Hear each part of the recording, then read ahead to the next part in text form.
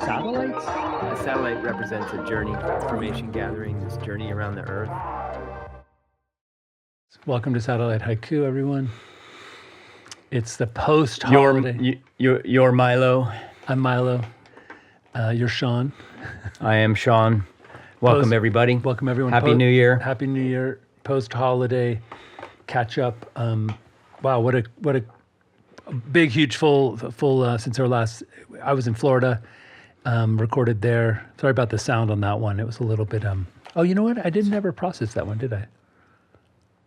I don't remember, to be honest. I think you did. I think I did. Yeah. How weird. It seems so long ago because maybe I didn't publish it.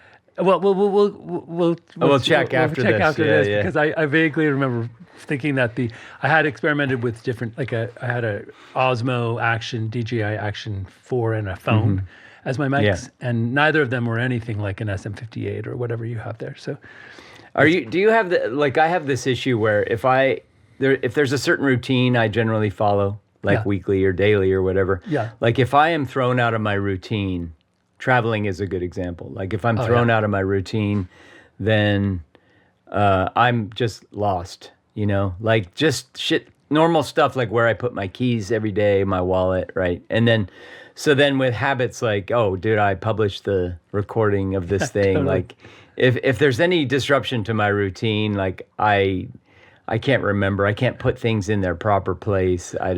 Physically or mentally. Yeah. That makes me think I'm the same. Makes me think there was this guy that used to come around to Yoga Oasis in Tucson. Yoga Oasis is the studio where I worked for years. And he was kind of like a kirtan singer. Like he had a harmonium and he would lead us all in chants that would were ecstatic. Anyway, he thought of himself as more of a sort of a kirtan rock star, like a very rock and roll kind of dude. Anyway, he was touring for I think he did like 225 shows, or maybe it was 180 shows. But he was traveling like for a year. Okay. And he said that he became increasingly grumpy, and he figured out that every time he got up in the middle of the night to go pee, he couldn't find the doorknob and the light switch, and that little tiny fact that every room was different just ate away at him until he was just like, I just want to be in my house. I just want to be in my house, Oh, 100%. Yeah, there's a little hotel room hack that I started doing with travel, which is to carry a nightlight. Oh, that's and plug it in. Nice. It's a thing that hotels should just be equipped with. Yeah. Like to find your way to the bathroom. But Tucson go ahead. Tucson Electric Power sent us a box of nightlights that are like 2 or 1.5 watts, and they're solar. Like they have like a sensor, so during the day they're off, and they're LEDs. And we just put them all over the house, and it's amazing. Yeah, they're great. It's amazing. Yeah. We have that in this house, and we have it in our mountain, like our condo in the mountains as well. And we actually get comments from guests like, "Oh, we're really grateful that there's nightlights in this property." Yeah. I'm really picky as a cinematographer, about light, and I actually I can't stand it when I can see a bulb.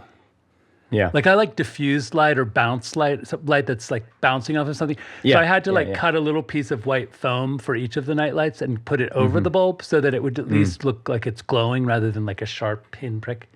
Right. Like if the sort of the housing of the light isn't opaque enough, it was doesn't clear. diffuse. So it was right. Well, so that's a problem, white. right? Yeah. It could be white, or what do they call that when they sort of sandblast it? That kind of right. Yeah. Frosted. That'd be amazing.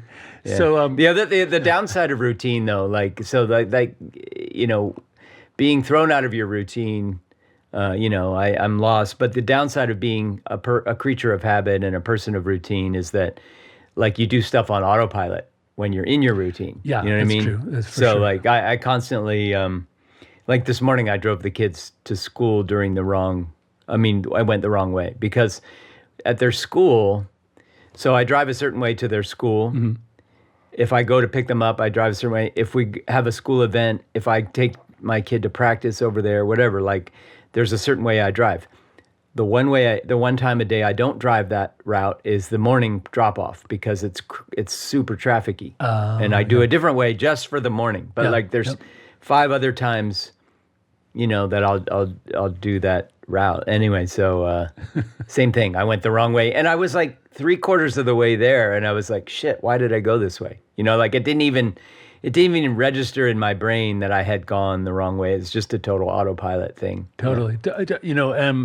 When we were on this trip, we had, my parents were there. My sister let us stay in her house while she was out in Africa. Yeah. And all of my Colombian in-laws came. At one point, there was 8 of us in the house, and my parents made 10. When they would come, they'd come over for every evening for like meals and to hang out and play games. And what was my point? Oh, I totally forget what I was going to say. Autopilot? Oh, autopilot. Yeah. So what came up a lot was this conversation around backseat driving. Like it came because like my mother-in-law backseat drives my wife. My wife backseat drives me.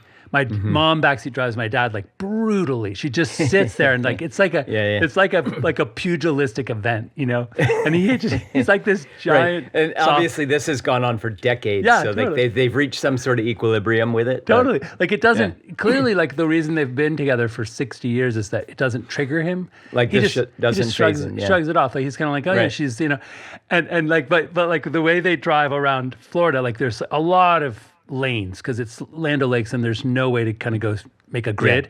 So like everyone gets funneled into these arteries. And there's like 4 or 5 left turn lanes, And if you get in the rightmost one and you need to turn left right away, like you're screwed. Like you're right. 7 minutes off. Or the opposite. Yeah, totally, right. So my dad loves to play that game of like he gets in the faster lane, but then he quickly moves across. And it drives my mom crazy. Like, and she gets in the more conservative lane and waits for. I mean, to be totally honest, your dad's probably too old to be doing that at this point. What's weird is 10 years ago, my parents are 81. 10 years ago, I literally on the way back from the airport had a conversation with my parents. How do we elegantly unwind the driving? Like, how do we find a solution? Because my dad would like be on the freeway and he would like turn and talk to me and like not look. Right. I would like, what? And then my mom was like, had all these rheumatoid arthritis problems and she was getting so depressed. And I just thought that this was the end. Yeah. And they have had like a renaissance. They've had a comeback with the driving. With everything. Like my parents, like they go biking, they swim, they're like healthy, they're happy. That's amazing. And my dad's driving is like 10 times better than it was. I don't understand. Like I was expecting to have him go around in one of those little like short buses, like. Brought to you by Ozempic. Right. the GLP-1 drug. But yeah, it's actually an amazing story. I don't exactly know how that happened, but he's actually really good at. Now he did go over his handlebars riding his bike with my nephew, and broke his thumb, and his eye was all black, and he could have broken his neck and died. So he's a pretty resilient dude. Yeah. But we're all worried because what he did was he tried to ride up onto the curb from the road. Oh. The sidewalk, and you know how like hop the curb. Well, yeah, but you know how like when there's like next to a driveway there'll be like a little patch of grass. Oh yeah. Well, he aimed for the patch of grass, and it turned out it was like 12 inches deep. Like it was a hole. Shit. So then he just slammed into the sidewalk, and he just went right over the handlebars. And I mean, it's like, Dad, like you're 81 years old. Like when you were 12, it's fine to like crash your bike like that, but like you just avoid like going into like a patch of weeds. Because it is true. Like when you're 81, like one wrong fall can kind of just be the sort of the start of the downhill. Like it's really amazing how quickly that can happen with some old people. Like they get injured seriously enough, and then they just never really recover. Right. And my mom did say he's like like how when you do your workout. I oftentimes think of my workout as if I keep it up Monday, Wednesday, Friday, I will tell early on, like canary in the coal mine, if something's wrong, like if I had a kind of cancer, because something, I would be off. Like I couldn't do what I normally do. Yeah. And my mom, when they go riding on this, maybe like an 8-mile ride in the backwoods by this water pump station. And my mom said, it's interesting because he always used to ride ahead and do circles because I'm slower. And now he lollygags behind me, and that's new. Like he's not. He doesn't quite have the. Like his energy level has somehow. Interesting. So that, like you're saying, it might be like the fall just took Yeah, it could the be. I wind out mean, of it. like, because that kind of thing can hit you on different. It can hit an older person on different levels. Like there can be the physical recovery, but like if let's say they're bedridden for a month or like Oh, yeah. 3 weeks, like they can get super depressed, right? Like atrophy of muscles it can and- take like beyond the physical toll. There's all the physical stuff, the atrophy, whatever, and then just the fact that your cells don't recover your actual at a cellular level. You just don't recover as well from injuries at that age, and then just like the depressing, you can get depressed, and it kind of the whole thing can sort of spiral. Yeah, my dad, he broke his thumb because it caught on the handlebar and he just snapped it, And it's not, it's like a hairline fracture. Like it's not, he doesn't need a cast. Yeah. But he's diabetic, so every break Yeah. takes way longer than, like it usually takes 6 Right. weeks to heal a broken bone. It can take 6 months or a year for a diabetic because they just don't have the capillary flow. Yeah, and then even then, it's like recovered, but not fully, not Yeah. 100%. Like like the best you can get back is maybe like 75% or something. Yeah. You know what I mean? And to your point about the depression, like I was running around doing all these things for my parents because that's what I do. I have this list of stuff that they can't do. And at one point, I was just slamming all the recycling into the bin and I was going to take it to the curb. And my dad goes, could you let me do that? Because I just want to do, there's certain things I can do and I just want to feel useful. And I was like, oh, yeah, sure. You can take out the recycling. Yeah, yeah. He likes to have his little, Yeah. Yeah, it's interesting. It makes me think of, this is a weird tangent, but it makes me think of like just some of the AI debate, like this whole idea that, if AI ever got to the point where it did everything, like job-wise, there's sort of these debates that happen about, the UBI debates and stuff. Part of that debate is just how much purpose do we get from work? Like how much sort of our daily drive and purpose, internal drive, do we get from working? And how much should we get? Like, because there's also the notion of just being, a lot of people are in these sort of drudgery, sort of bullshit jobs. Yeah. And they don't get any purpose out of it anyway. So it's just sort of an interesting, I find it to be an interesting debate because it's not really about AI. It's sort of the meta debate is really about like work and purpose and just how, to what extent those are tied together, should be tied together. You know what I mean? It made me think of two things. I read a really interesting article last week in the New York Times by a writer. It was an essay about her family in Maine. And she said, I come from a family in Maine. It's a Rust Belt town. The factory moved away. The level of suicide is off the charts. There's fentanyl everywhere. And she goes, and everyone in my family there voted for MAGA, like they're MAGAs. Yeah. And she went through this and I won't go down into her thing about like, it's easy for someone who is confused about their economic situation and like the future. She goes, but one of the things that's like most like brutally missing is a sense of purpose. Yeah. Because they're getting money for like Social Security or they're getting like, food stamps, but they just feel like, I don't have anything that I can't add value. Yeah. And so the second thing that it made me think was back in the 90s when I really was getting into yoga and meditation, there was this whole philosophy from the, Pratnabhijna Hridayam or something, this like kind of these texts where they talk about, the purpose of yoga and they were describing this idea of the Kali Yuga, which is like a quickening of everything. Like it's sort of like a funnel and everything is moving faster. And you can think of the Industrial Revolution, for instance, GDP or it's like moving faster, but towards like an event horizon. Towards an event horizon, like a death, basically. Yeah, or a transformation. They would say it will feel like a death. Right, to some like people. A death and rebirth kind of cycle. Like it's like the end of the life cycle and ready for the next life cycle. Right, exactly. And the whole point of it was to prepare yourself so that you don't see it as a death, you see it as a transformation, and that and I had this friend who said, people don't really like to discuss this. This was like 1995. So like this is like 30 years ago. Yeah. Or 31 years ago. So, and he said, the idea of, we look at the Industrial Revolution, we look at the growth of productivity per capita.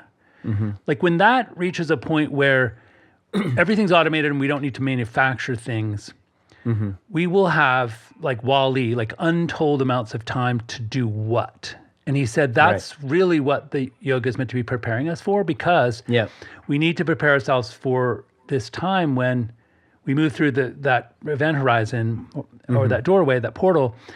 And if we are looking back, longing for that old things, we will feel it as a death. If we look forward, we'll feel it as a transformation and a rebirth. As you say, a rebirth. And I never really made sense to me until now. Like I kind of feel like with AI looming, and this article, she goes back and she goes, these relatives of mine in Maine and the Rust Belt sector from this, Ronald Reagan through like the globalization that took manufacturing away. She goes, those were the canaries in the coal mine. Yeah. Because what's going to happen to us with AI will be on a much faster, massive scale than the Rust Belt. Yeah. But we should look at what happened to them and realize this could happen to all of us. So we need to like really, so universal basic income is like part of it, but also like, you're right. What is that? What do we do? Like what do we do? Yeah, Nick Bostrom has an interesting episode with Sam Harris where he's kind of talking about that. Now, I think Nick Bostrom has a lot of really, really sort of frightening and bad ideas and not well. But like, I'm not a, I don't know. I'm sort of a mixed feelings about Nick Bostrom for sure. But like he does have interesting, like that's one of his whole areas of exploration. He writes about AI and stuff. So one of his whole areas is just kind of what do we do, right? Yeah. And he has some interesting, I mean, even if you look at like just what's changed in our lifetimes, like we're kind of the last generation to grow up non-digitally and then to sort of like into the digital era, right? The millennials, you could say maybe the millennials are that, but I think Gen X kind of really is the last sort of analog birth generation. Are we the last ones who made mixtapes? Probably, yeah. Cassette that's tapes. A big deal. I don't think cassette tapes. For sure, we were the last generation to really use cassette tapes at all, right? So, but if you think about like, it's kind of there. It's I don't know what the word destabilizing psychologically or something like the sheer number of things that we've seen sort of die, like the familiar habits, practices, objects, technologies, products, technologies, right? Like there's so many things that we grew up with that are gone, right? And when you talk about quickening, I mean, it's really interesting to look at something like the camera and film, right? Like the film camera was a thing that was generations and generations, several generations of the film camera, and then the digital camera came along and just killed the film camera. But the digital camera lasted for about 5 minutes. I know, it's crazy. And then the smartphone came along, right? It's really interesting to see, just like how many things have sort of like birthed and died technology-wise. And then just I think we're losing, like when you think about our experience of nature growing up and just how much time we spent outside, like that's a thing that's kind of gone away. There's so many things just about how lives are lived, how human lives are lived, that are sort of gone, right? Yeah. And then a whole bunch of new things have emerged during our lives that are, they don't always feel, and many of them don't really feel like sort of safe in a way or stable, right? Like you sort of, things emerge, Facebook, whatever, like things that you kind of use a lot and they emerge and then you sort of have this sense that like, that's not going to be around. This is just a thing that I'm using now, but you don't get attached to it in a way, right? Like you have no sense that, hey, this is a way that humans live. This thing is a new thing that's sort of none of it, a lot of what has emerged doesn't feel particularly lasting. A lot of it feels sort of fleeting. Some of it feels almost predatory and, like it's just trying to get your money and your attention, trying to steal your attention. Yeah, your attention, whatever. So it's just like, I feel like maybe a lot of humans are, I just wrote about this because I've been thinking about this a lot. Just like a lot of what is sort of causing our angst as a society is just that, like we're all responding to that, that feeling that produces. Like we might not even be aware of the fact that we're all experiencing just myriad losses. The feeling of losing so many things. And it's hard to even name all the things we're losing and we've lost. It's just like a feeling that it kind of produces. And the birthing of new things that are unfamiliar and strange and confusing and, fleeting feeling and not particularly, so solid. And so it's kind of like, I sort of have this sense that, a lot of our sort of polarization and stuff, like we are feeling this and we feel like it feels like something's wrong with the world. Like we feel like the world is broken somehow. I think not everybody, but I think many of us have this sort of ineffable, sort of vague angst about just the sense that shit's broken. And I want someone to fix it. And, that's why some people like reach for a Trump kind of person. It's Right. just like, I alone can fix it. Yeah, I just need someone it just shit feels broken. Like, how do we fix it? And so like we respond to that in different ways. Some of us go, oh, like it's the immigrants or whatever. Right. And then other people go, it's capitalism. And, we're all kind of searching for I think I think those are just two responses to the same feeling that a lot of people have. It makes me, I've always been fascinated with, Charles Darwin and the idea that you have these external pressures that force you to evolve, right? Mm-hmm. And then, and again, like Charles Darwin would be fascinated with molecular biology and the idea that so much of our evolution, we did it in symbiotically with viruses and bacteria and, spirochetes and stuff. But I've always been like, okay, so I'll use the example of, think of any disease that affects, adversely affects children before the age in which they can procreate. Mm-hmm. Those types of diseases like childhood leukemia are very rare because it's a filter. Like if too many people die before they can procreate, they can't pass along the tendency to get that thing, right? Right. Whereas any disease that we carry that happens after the age of procreation immediately can be passed along, no matter what. It's like it's in the gene pool because it made it past that phase gate, that threshold, right? That like crucial thing that it can be replicated. And I think of like this. Go back to that Kali Yuga idea of like acceleration of everything.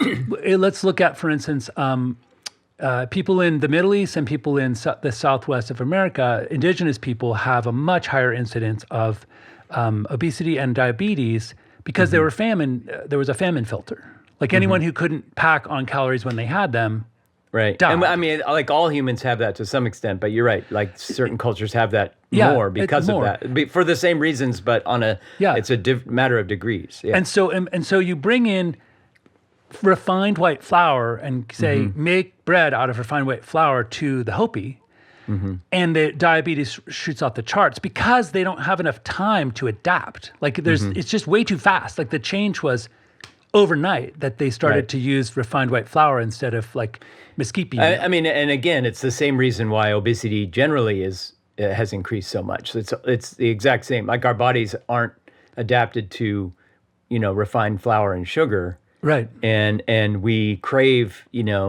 calories. Yeah. Cheap calories. We crave cheap calories because there's some part of our, caveman brain and body that like is like, oh shit, we got to eat while we can.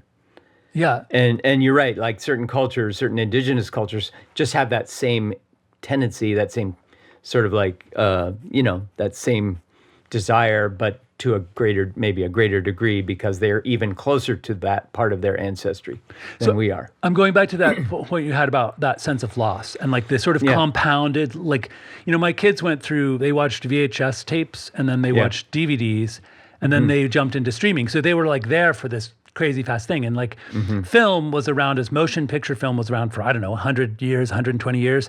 And then the red camera came along, boom, it's all of a sudden digital in like 2010. Yeah. And then now it's like basically film is over. Like, I mean, I hate to say that, but it's like you can buy like a red camera for like $4,000 now, and it used to be $100,000.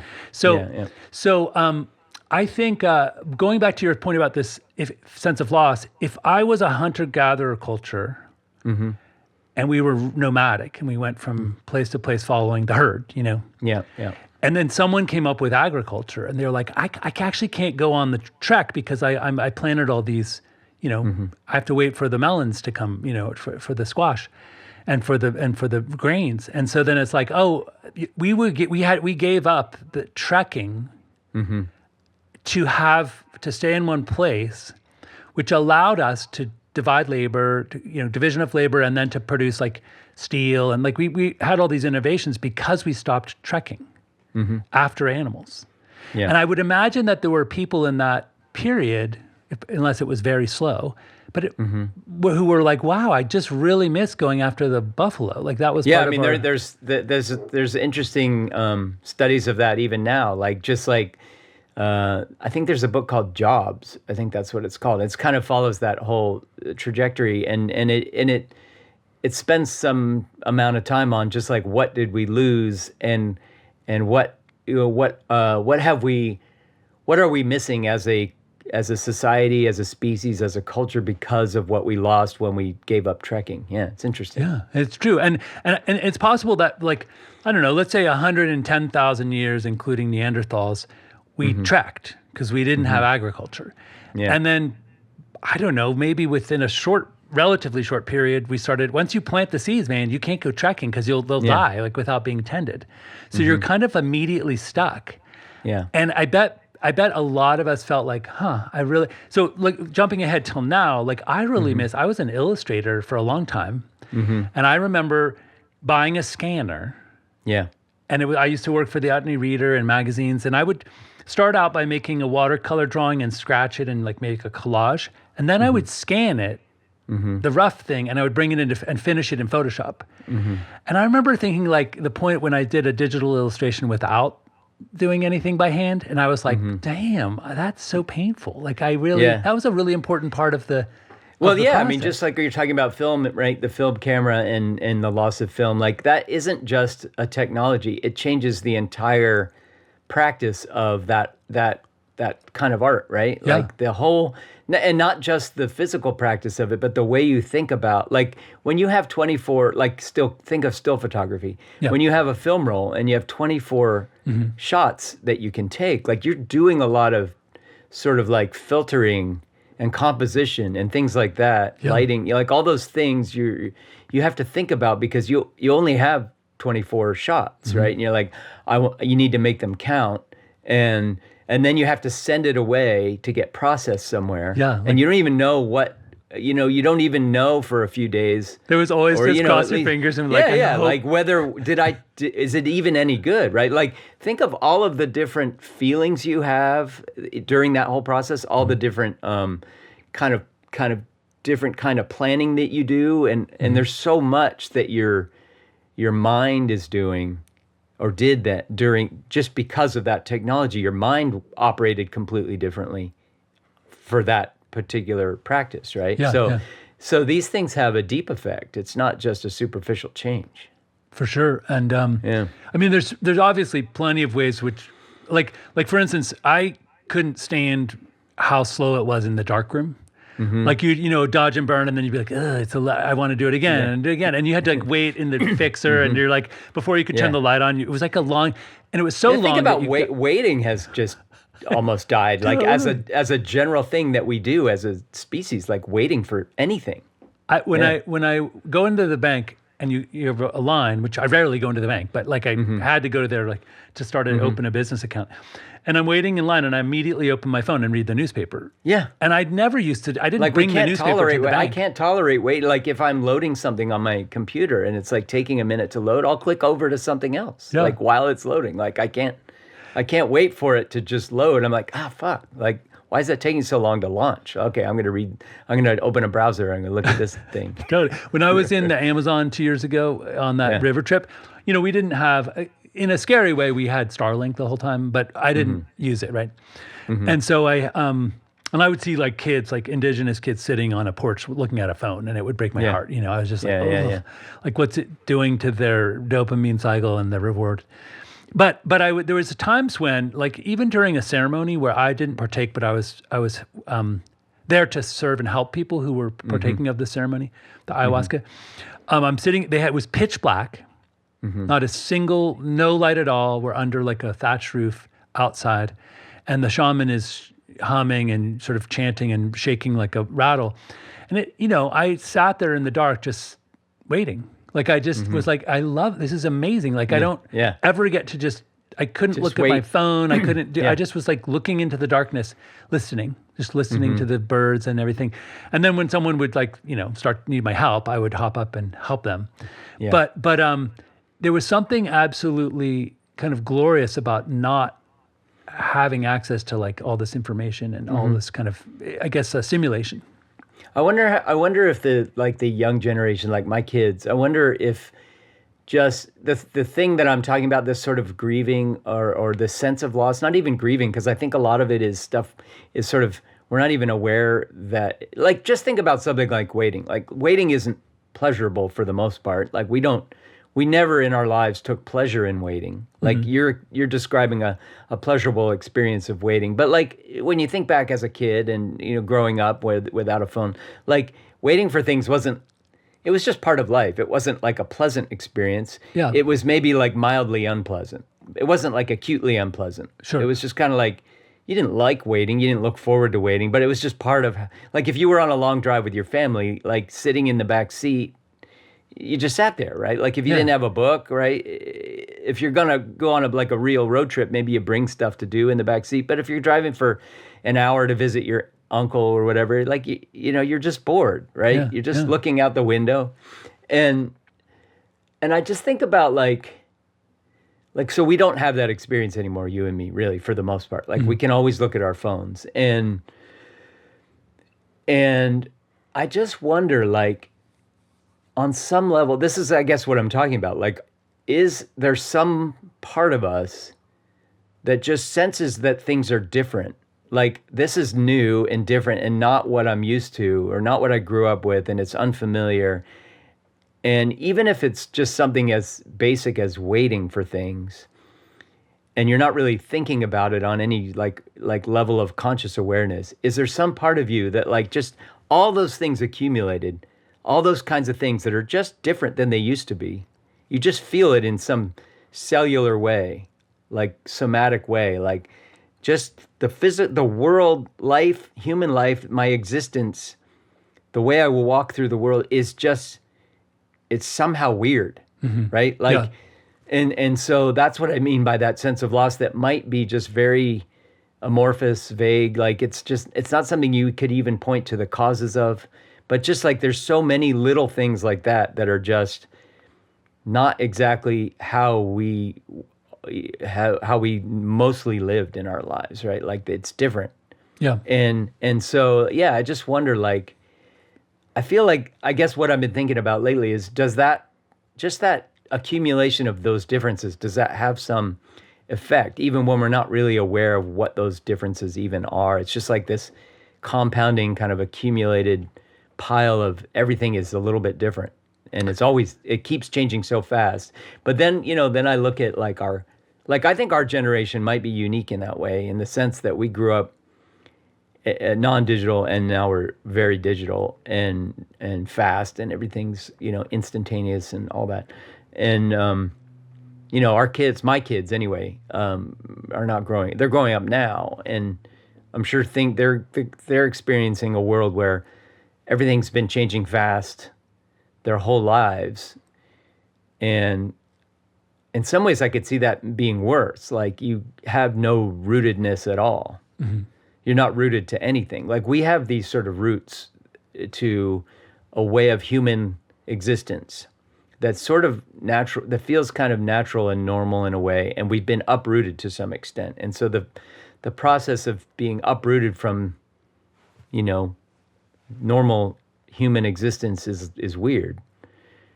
But if you never had the roots to begin with, I wonder if that's worse or better, or you know what I mean? Like my kids' generation. Yeah, no, that's a very good question. I mean, a lot of people talked about how, in the 50s and 60s, if you got a job, you were loyal to that company and you stayed with them until you retired, and they gave you a pension.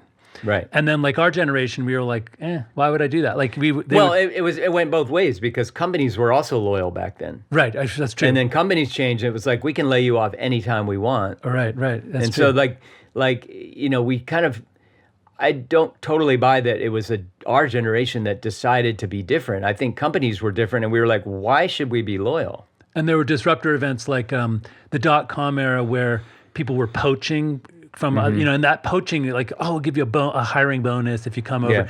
And, there was a guy at Roche who was from Scotland, and we became friends. He was a painter, and he got a job up at in Mountain View.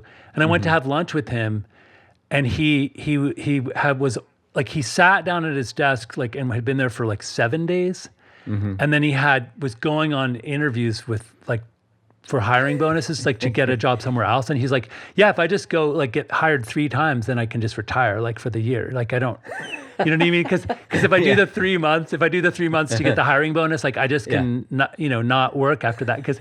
And I was like, what the hell, man? Like it doesn't seem like you could do a whole life like that though. Like at some point companies are like, why did you work there? Why did you work for 3 months at your last 3 jobs? Well, because I think what his, in his field, which was, med tech, the companies were so desperate they didn't even ask that. They didn't even. They just were like, we need a. Well, so maybe the hiring bonus was so high that like you could really do that like 5 times and then you're done. He literally like the manager was just like, I need a warm ass in that seat right now, or I'm gonna like my rating is gonna go down. So like they didn't care. Like it was such a free for all. Anyway, so I looked him up, and his wife is working, and he's teaching. He's a high school like a small associate arts college, women's soccer coach. Oh, wow. in somewhere like Indiana or something. And I'm like, and he's a painter. So I think he just paints and then does that. Just like, that was my day job. And I hacked the system to get myself this life. That's funny. But you're right. I think I like these kids. I mean, one of our family friends, his son didn't want to go to college, and he wanted to be a contractor. Yeah. And the family is like has a painting business, and so his dad was like, I think you should buy a house and then remodel it and learn how to do all the things so you can be a general contractor, because you're basically you'll figure it all out and I'll help you. So he started giving him so his credit score would go up. He started giving him part of the dad started giving him part of his salary, and the kid took the money and bought crypto coin. And like freaking cashed, like made so much money, and he was just like lounging around, and his dad was like, well, aren't you gonna get a job? And he's like, why? I mean, I made way more money than you did, like just by investing in crypto coin because I know what I'm doing. And the dad was like, I don't know what to say because I don't even know what that is. Like I don't even know where, like how to start, and it just was like an interesting like generational thing. Like I don't know that there's anything great about that. Not crypto in particular, but just the idea of investing in something, sure, yeah. Yeah, but then like the idea that he's like, why would I get a job? I'm 21 years old. I don't want to go to college. Yeah. And I just made so much money investing. So why wouldn't I just keep doing that? And it is gambling. So come on, man. Right. But and crypto in particular, I guess I have a particular bug with just because I don't think it is anything, but it bothers me on that level. But it's an ongoing Ponzi scheme. It's an ongoing It only has value because people think it has value. Right, and the pump and dump, like its entire value is just the belief in its value. And the way people scrape value out of it is they get, as you said, like when you were doing online poker. Yeah. You want the new people to be curious and to come on in, and then the price goes up and you sell, and they're left. You scrape. Yeah, there's like no utility to it. There's no like tangible value at all. Right. And people say, well, that's true of money. It's not really true of money. No, it's not true. Money has. Anyway, so I could go on a whole riff about that. Yeah, I tried to get into, what I tried to learn? I had a friend that made quite a bit of money options trading, right? And options trading is pretty risky. Yeah, I'm not a gambler. I hate that shit. So I was like, oh, that's interesting. Like I wasn't working, right? So I should learn about options trading. I sat down, trying to watch YouTube videos. Like I tried to take some like online course that had like videos, because I think I have a subscription to like Udacity or something, and sometimes those courses go on sale like for $5 for the whole course or whatever. Sure. So I was like, all right, I'm gonna just sign up for this course. I'm gonna holy shit. Like I could not pay attention to any of it for more than like 3 minutes. Like I'd be watching a video and I'm like, and I was just like, my mind would wander and I'd have to rewind part of it. And then same thing, my mind would wander again. I'd be watching it and I'd be like, then I'd flip open my phone and I'm like scrolling others because it's so fucking, I just could not get interested in it enough to learn even the basics. It was frustrating because I was like, man, maybe you could make money off that, but I don't understand how it works. And I could not make myself pay attention to it long enough to figure out the most basic, how does it work? Do you have anything like that where you're just like, no, yeah, I tried to learn this and I could not do it because it was so fucking boring to me. I'm like that with cascading style sheets. But let me see, because I really want to know, but I just don't. Like I don't want to. Yeah. Like I hate when I. That was it. Like you discover that you don't really want to know. Like I thought I did, and the more I still think I do, but the more I try to do it, the more I understand that I actually don't. So I have my own story about investing. Like I'm in that, the redesigning your life book. And so I'm like, hey, I'll do pilot project. And I thought, I've got a bunch of extra cash lying around and I'll try it. What if maybe I'm a big picture guy. Mm-hmm. So maybe I'm just like, we could be like really good at seeing trends and like be able to like, cash in on the trends. Yeah. So here's my example. So I would be working out in the evening outside and I'd listen to Marketplace.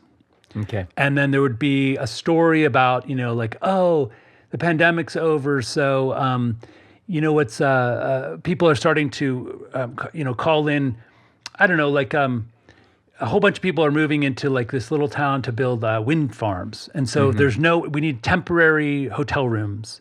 So that is going to explode. And so I was like, oh, I'll invest in like temporary, like these, Marriott or whatever. Well, they have like, extended stay portion of their thing. Yeah. And so I'd keep notes and I'd write something down when I thought it was interesting and I could see a trend. Mm-hmm. Like after the pandemic, everyone really wanted to go on a cruise. Mm-hmm. So like, even though cruises had been slammed during the pandemic, like there would be a burst. So I bought a bunch of cruise stocks. Anyway, so here's a great example of where I hate gambling. I just can't, I just don't like it. I know that about you. Yeah. It's interesting. And so anytime my wife will be like, why don't we buy this? Your Scottishness, your Scottish like frugality. Yeah. And it's just this like irritability about gambling. And so here's an example. So back in Obama's time, Sandy Hook, the Sandy Hook massacre. And remember there was like a bunch of old people standing up at these town halls that'd be like, Obama's going to take away my guns. Like they were all like terrified. So gun sales shot through the roof after Sandy Hook because everyone was worried that there'd be a law would be passed, right? So I didn't put any money into it, but I just kept an eye on, Smith & Wesson. I was like, I was going to buy Smith & Wesson stock. I know that's gross, and cash in on like the trend where people were rushing to buy guns in this massive amounts.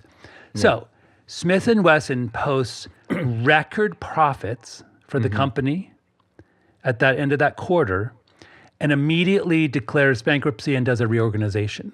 The stock plummets. Yeah. And I looked at the idea that I was going to buy stock because they had record profits.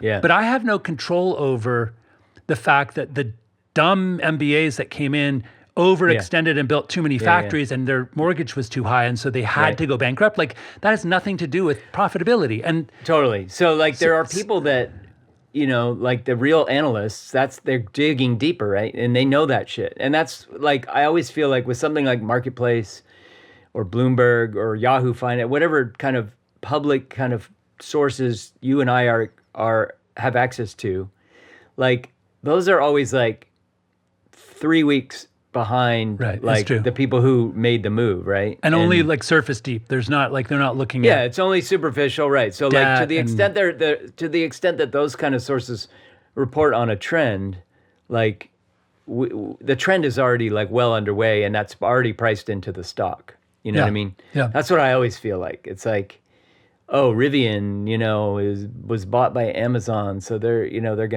gonna grow like crazy. Okay, cool. I'm gonna maybe buy Rivian stock or like, and then then it's like flat for like 2 years. Yeah, I know exactly. What's happening? Like, oh well, because all that excitement was already priced into the stock before you bought it. Yep, it's true. And I like you. You gave me advice once where you said, I look at my own, like, as a sort of white upper middle class, educated dude on the West Coast, and I look at my behavior patterns. I'm paraphrasing, obviously. Look at my behavior patterns, and I go like, well, what do I do all the day? Like, I go and buy shit at Target, right? I go and buy cheese at, and like if you buy things, stock in companies that you actually find great utility. Yeah, that's like the Warren Buffett philosophy, right? It was like he bought Heinz ketchup because he used to be like, I listen to my wife. Like, I look at what she is really, what products and companies she seems loyal to, and I buy those. That was him at one point. Yeah. And I mean, obviously that's not his entire strategy, but like, if you are not a day trader type where you're going to be flipping stocks all the time, which like very few people make money doing that. Most people lose their shirts. And so like buying and holding stuff, that's a great strategy that's my strategy for buying and holding stuff. Like, I still have this like one little bit of resentment towards a financial planner that my wife and I like signed up with years ago. And he's been really good over the years. But like when we first signed up, I had a bunch of Apple stock that I had bought, like just the shares. And he was well, if you're going to move your money to your accounts over to my like, system or whatever, like you can't move single equity. You can move funds but like I can't take single equity stocks over here. And so you sold them. I sold them, yeah. And it was probably like $8,000, not like a huge amount of money back then, but it'd probably be like $100,000 or more today, at least. Yeah. I have two good stories about that. So first of all, back to your point about like, so in 1987, I think I had Windows XP Gold on a DOS machine. Okay. And then I bought the first Mac Classic. Like mine had 4 megabytes of RAM. Yeah. And I had a hard drive that was 40 gigabytes, I think. Okay. My roommate at college had one that you had to boot it up. You had to put in like 7 floppies. Like it didn't have its own, its own hard drive, So, but anyway, so since then I've only bought Apple products. Yeah. I mean, phones, everything. Everything you can imagine. I'm not like the kind of person who has like Apple TVs and Apple. I've just had not all the things, but all like the things. When you buy a laptop it just would get an phone, Apple, right? It's an Apple. Yeah. So someone pointed out, like to your point about like I should have just bought Apple stock in 1987. Yeah. I should have bought $1,000 of Apple stock. I had money from mowing lawns and shit. If I'd put it in there, just left it there because I believed in Apple. Yeah, and there's like products. a handful of companies that I've been loyal to. Partly because there aren't that many choices, and partly because it's just super convenient. Like Amazon is another one. Like I don't like Amazon as a company, right? But I use them a lot, and I have for years and years, right? And so like same thing. Like if you had bought Amazon stock 10 years ago, forget about 20 years ago. If you had bought it 10 years ago, you'd still be. And I look back and I think, my dad was a financial advisor, and he helped people mainly with taxes and with like insurance and stuff.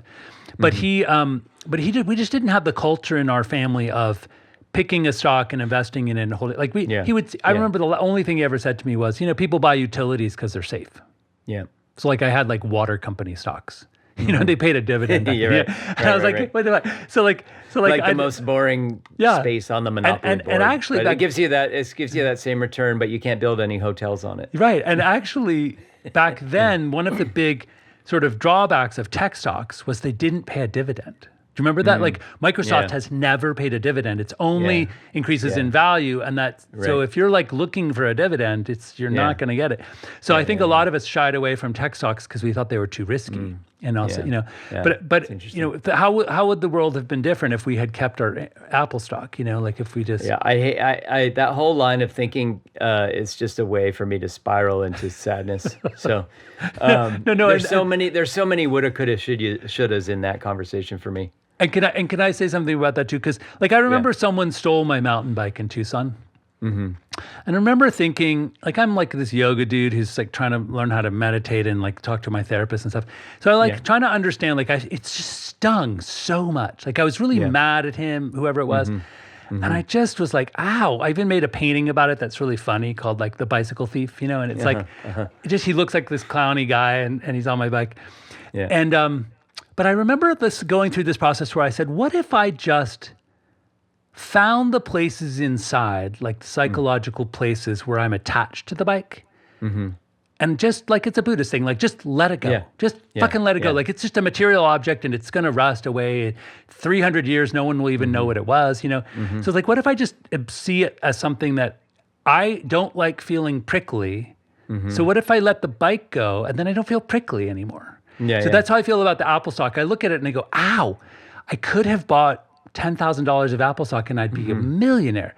But I'm like, I didn't. So let it go. Right. Just let it go. Right. Like there's two ways to go with that. There's a sort of like let go, like try to detach from that. And I don't know to what extent this other response is even different. Maybe it's a different way of saying the same thing, but like integrating that somehow. Like, oh, there's a sadness there. There's a regret. That's good. Like, oh, that's just part of me. That regret is there. Yep. And that's okay. I can live with that. That's all part of who I am. And if you think of it as in the feedback loop thing, I think I've talked about like in the communications model of transmitter, a channel, receiver, and then a feedback loop. Yeah. If you think of what I described there was like letting it go completely. And really what I missed in describing was the only real value of the sting would be next time, how would you do it differently? Like, if I really love this company, shouldn't I just buy the stock? You know what I mean? Like as a reminder, just a sweet, I was burned. I could have done it and I didn't. So yeah, like that, I'm like wiser. in terms of a practical reminder, that's the only, a practical use of that feeling, that's the only practical use. But the other use of that feeling is a spiritual use. It's just like that feeling is part of who I am. And, yeah. And it doesn't, like, I think I remember, going through grief around my divorce, unexpected divorce. I remember my therapist used to kind of counsel me and say like, just hug all of the emotions in because it is you, and sit with them, breathe with them, and it's not. I sometimes like I don't know. This wasn't from a therapist or anything, but like at some point I started looking at those feelings sometimes as a child, like that they are a child. They are my inner child, like an expression of an inner child, right? Like it's like, aw. That's the sad guy. Yeah, right. That's the angry guy. Right. Whatever. You know what I mean? That's the fearful guy. Yeah. So it's like these are things that helped me like to do what you just described, which is somehow sort of embrace it. Like it was easier to embrace it if I saw it as sort of like a child. Yeah. And included it in the whole, your whole. Yeah.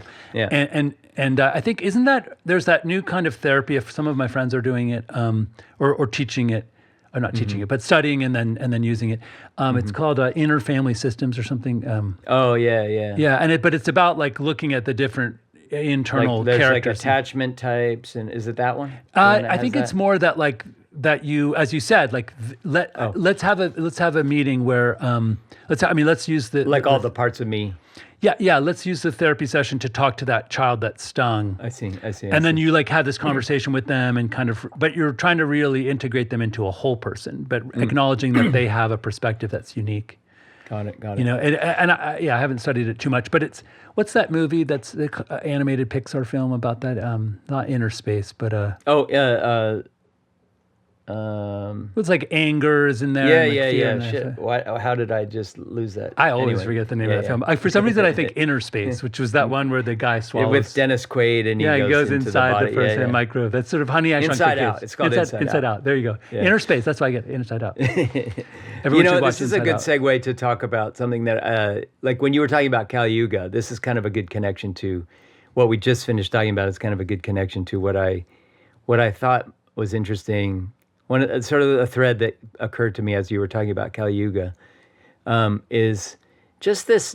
So you described it as, or you described sort of the practice or a practice of trying to find a way to think of to look at change not as death but as transformation, right? Like, yeah. And I guess this relates to the AI conversation for me too. Is it feels, and psychological kind of discussions in general. There's a lot of I feel like there's a lot of kind of psych-oriented conversations and even AI-oriented conversations, like on a macro level, that seem to have this idea that aiming for no sadness, like eliminating sadness and eliminating suffering, and is what we should aim for as a self. Like we should be. There's a lot of sort of like therapy that's geared toward like you should be happy. Like, let's help you be happy, right? Like help you be happy all the time, right? Like if you could be, and just this idea that if you could be happy all the time, that would be the ideal state, right? Right. And I guess there's a part of me that just like questions that whole premise. You know what I mean? Like, number one, if you were happy all the time, would you even recognize happiness as a thing? Right. Like that's just at a very basic level. Could you even recognize that you were happy if you were happy all the time? It's that essay by that monologue by the main angel in Wings of Desire.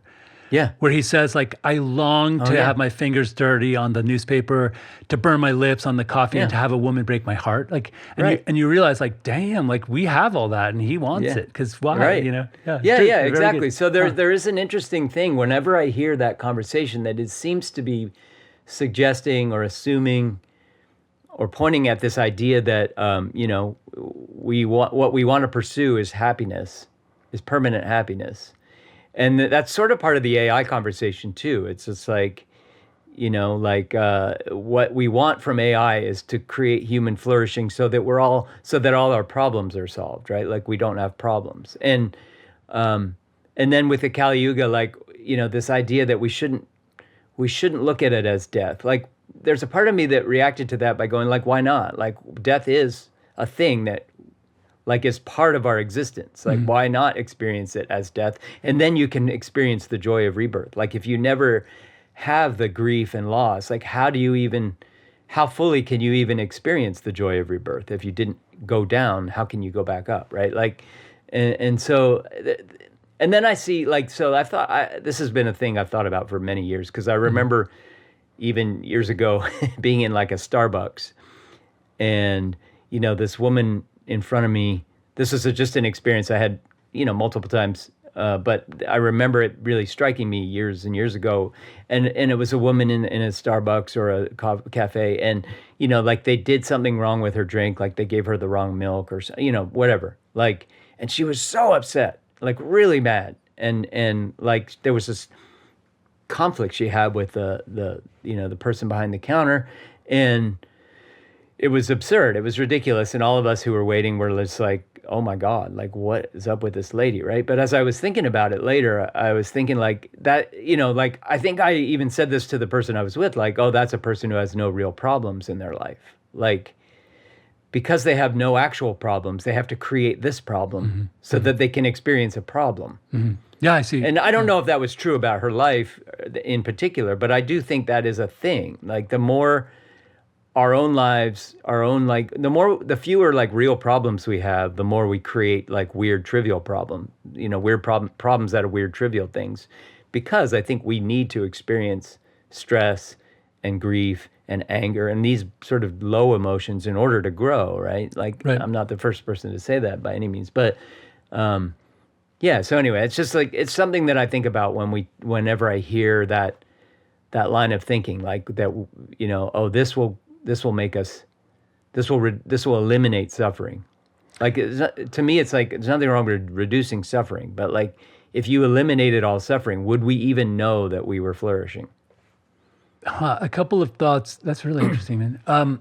One is that Rudolf Steiner referred to, and this is aside from Christianity in general. It's just like I think the Theosophists and Rudolf Steiner looked at what they called the Christ impulse, which was just the idea that an human can reach a point where they make their human divine. Like the point of being a human is to make that human divine, And so like the modern Kashmir Shaivists look at the Christ story and they go, oh, he's just showing everyone that they too can on this world, on this planet, achieve a sense where they are so transformed that their physical body, they see the death of their physical body as, yes, a loss, Let me go back and say there was that I've talked about the constant and the variant, and in yoga class, I would say that in Shavasana at the very end, I would, I'd use the constant. I'd say like in triangle pose, what are the things you should stabilize, and what are the things you should allow to extend and flow free, like to be flexible, to vary. And then at the end, I'd say, you look in the mirror and you say, that is Milo in the mirror, and I'm 56 years old, and that I'm the constant in this situation.